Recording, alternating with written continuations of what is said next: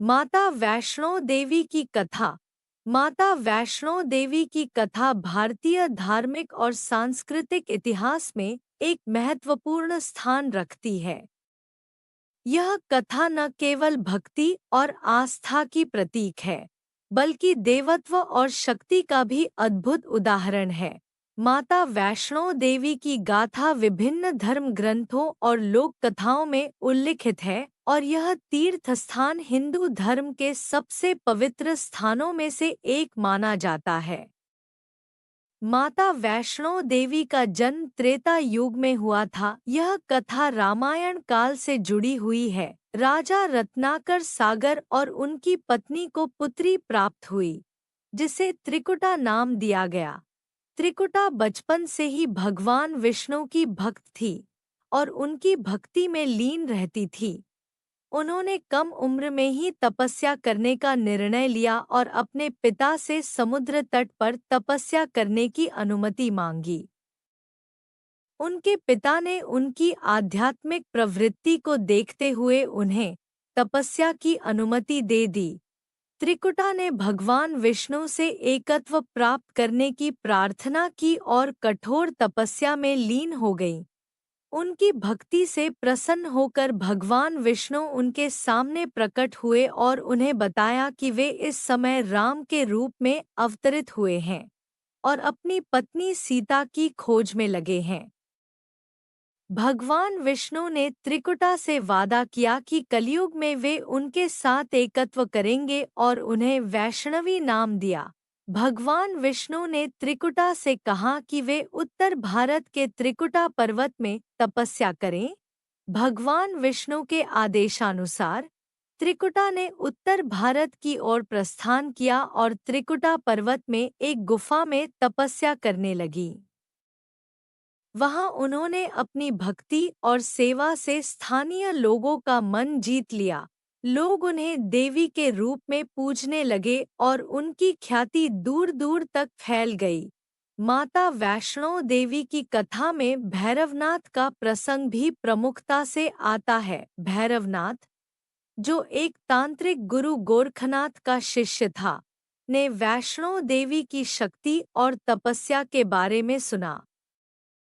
वह उन्हें परखने के लिए उनकी गुफा में पहुंच गया। भैरवनाथ ने त्रिकुटा को परेशान करने का प्रयास किया, लेकिन देवी ने उसे चेतावनी दी कि वह दूर रहें। जब भैरवनाथ ने उनकी चेतावनी की अनदेखी की और जबरदस्ती गुफा में घुसने की कोशिश की, तब देवी ने अपनी दिव्य शक्ति का प्रदर्शन किया और अपनी रक्षा के लिए गुफा से भागी। भैरवनाथ त्रिकुटा के पीछे भागता रहा, लेकिन देवी ने अंततः उसे मारने का निर्णय लिया। उन्होंने भैरवनाथ का सिर अपने दिव्य खड्ग से काट दिया। भैरवनाथ का सिर गुफा से काफी दूर भैरव घाटी में जा गिरा। अपनी मृत्यु के बाद भैरवनाथ को अपनी गलती का एहसास हुआ और उसने देवी से क्षमा मांगी।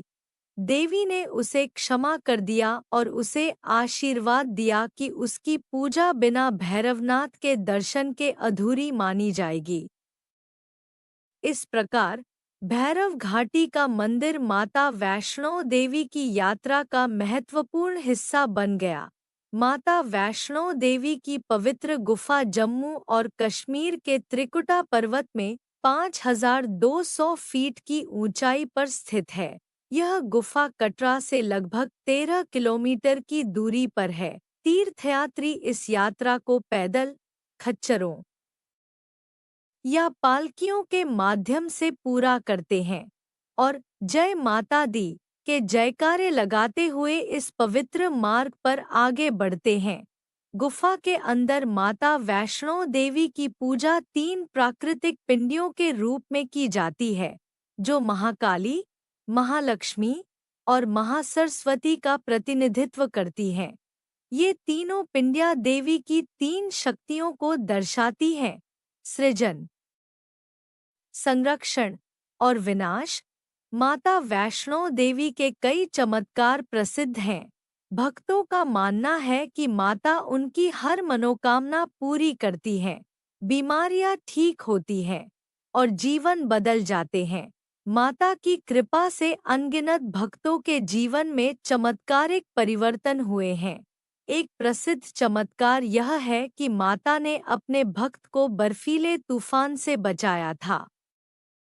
इसी प्रकार की अनेक घटनाएं हैं जिनसे माता की महिमा और विश्वास का प्रतीक बनी हुई हैं। माता वैष्णो देवी की यात्रा सिर्फ एक भौतिक यात्रा नहीं है, बल्कि एक आध्यात्मिक अनुभव है। यात्रा का आरंभ कटरा से होता है, जहां तीर्थयात्री अपनी यात्रा के लिए पंजीकरण करवाते हैं। यात्रा मार्ग को अच्छी तरह से बनाए रखा गया है, जहां भोजन, चिकित्सा सहायता और विश्राम स्थलों की सुविधा उपलब्ध है। मार्ग के दोनों ओर सुंदर दृश्य और आध्यात्मिक वातावरण यात्रा को और भी खास बना देते हैं। तीर्थयात्री प्रायः अपनी यात्रा सुबह जल्दी शुरू करते हैं ताकि दोपहर की गर्मी से बच सकें, और कई लोग